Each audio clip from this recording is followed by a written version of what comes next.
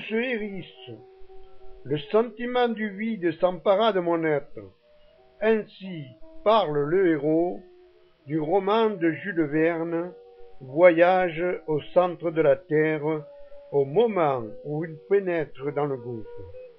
Bien sûr, on ne saurait comparer la grotte de Méhaille dans les Alpes de Haute-Provence, à quelques kilomètres d'Anote, au gouffre imaginaire de l'écrivain qui mène jusqu'au cœur de la terre.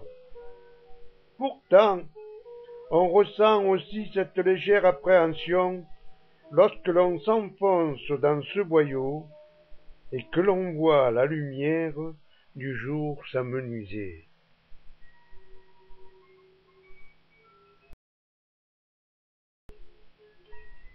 C'est l'abbé Féraud, érudit spécialisé dans l'histoire des Alpes de Haute-Provence, qui, dès 1840, a décrit avec précision pour la première fois la grotte de Méhaille.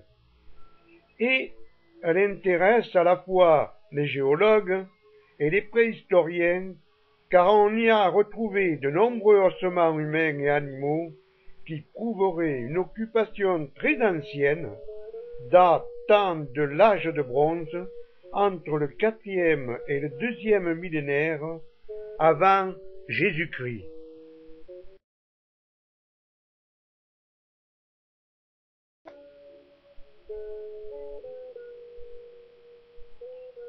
Aujourd'hui, il ne reste plus rien, mais la descente dans la grotte non aménagée, où l'accès est relativement facile, est une expérience fascinante.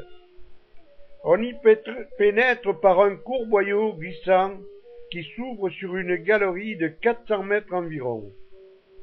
Avant de s'enfoncer dans les ténèbres, notre petit groupe constitué de 5 spéologues en herbe ne peut s'empêcher de se retourner une dernière fois encore pour regarder l'entrée et la lumière du jour faiblissante.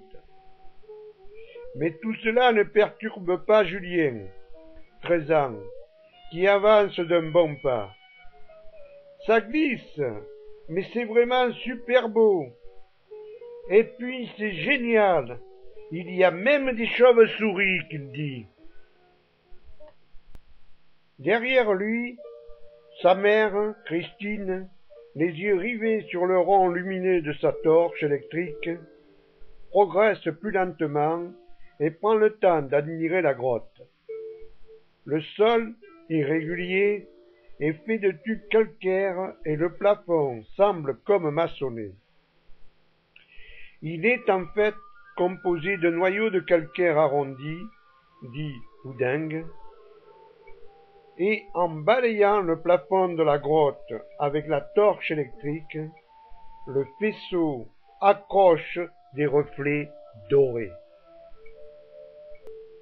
De l'or? Non, juste de l'eau qui suinte, car c'est elle qui façonne la caverne. En même temps qu'elle creuse les grandes salles souterraines, elle s'occupe de la décoration. Un travail d'ornementation qui demande un temps et une patience infinie. En effet, c'est goutte après goutte, pendant des milliers d'années, que se sont formés les stalactites et stalagmites qui décorent la grotte de Méhaille. L'eau dépose un cristal microscopique après l'autre et élabore lentement d'étranges sculptures qui vont du tube le plus fragile se brisant lorsque l'on le touche du bout des doigts à la plus massive des stalactites.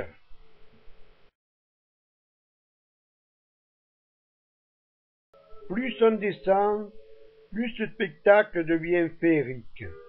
Ici, le poudingue cède la place à de féroces stalactites qui, telles des herses, paraissent s'abaisser pour nous couper la route.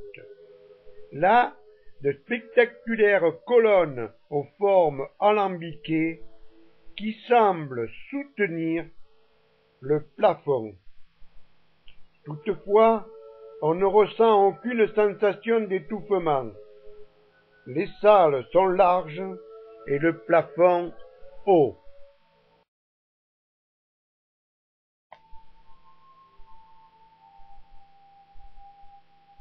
Certains passages sont un peu plus délicats à dénégocier. Il faut slalomer entre les vasques d'eau cristalline à la profondeur trompeuse, prendre garde l'argile glissante et parfois ne pas hésiter à faire un peu d'acrobatie. De toute façon, il reste toujours la solution de descendre sur les fesses, qu'importe le style, et tant pis si on se salit.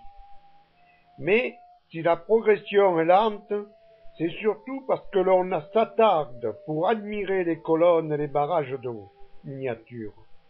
Au bout d'une heure de descente, on atteint le siphon, qui marque le fond de la grotte, profondeur 106 mètres.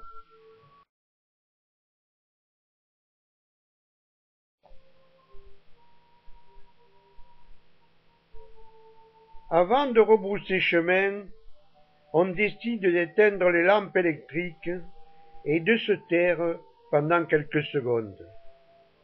Là, on comprend immédiatement le sens de l'expression « nuit noire ». Impossible de distinguer quoi que ce soit ou de se diriger. L'obscurité est totale, le silence lourd. Que quelques rires nerveux viennent rompre, mais on s'empresse de rallumer les torches et l'on voit à nos mines soulagées que cette petite expérience était assez éprouvante. La remontée vers la surface est très rapide, à peine plus d'un quart d'heure pour apercevoir la sortie et retrouver avec plaisir le ciel azur et l'air pur.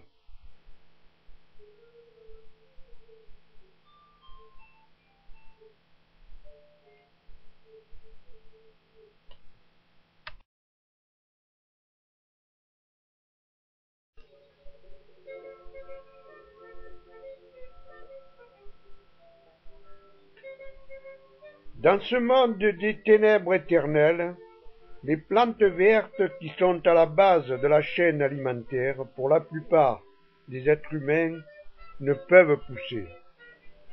Le milieu n'est guère propice à la vie. Pourtant, les animaux prospèrent. Ni vus, ni connus, ils rampent, se faufilent, s'insinuent. Il existe 3 sortes d'espèces. Les trogophiles, qui peuvent passer toute leur existence sous terre, mais aussi à la surface, certaines araignées ou grillons, les trogloxènes, comme certains de ces oiseaux. Il y a les chauves-souris.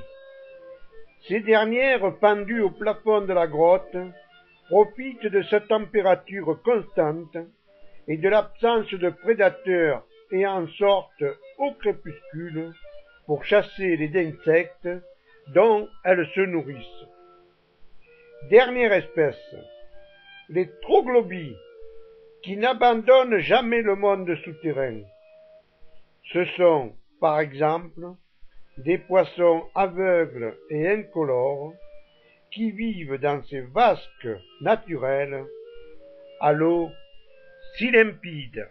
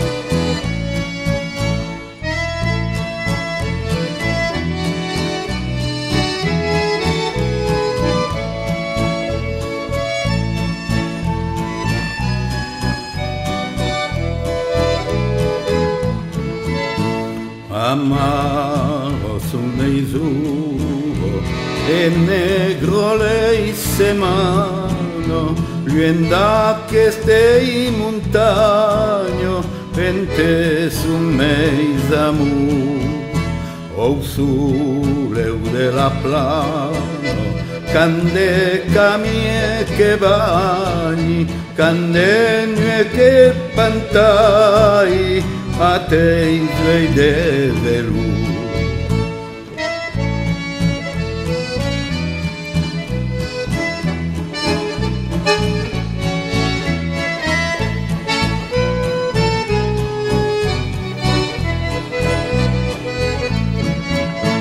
Da mundo m'accompagno, come faràs pecaire, metande calignaire, che te dirumen tu.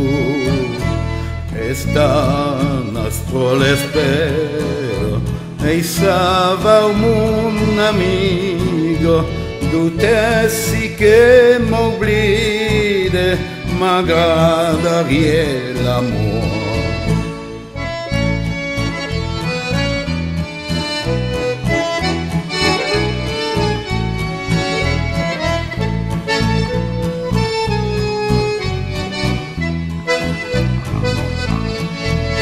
Mai se ne vuoi in caro, can tornerai dei plano, farendire campano che m'asroba il cuore. Amaro sulle sue e negro lei se mano, luenda che stei montagno, en te su me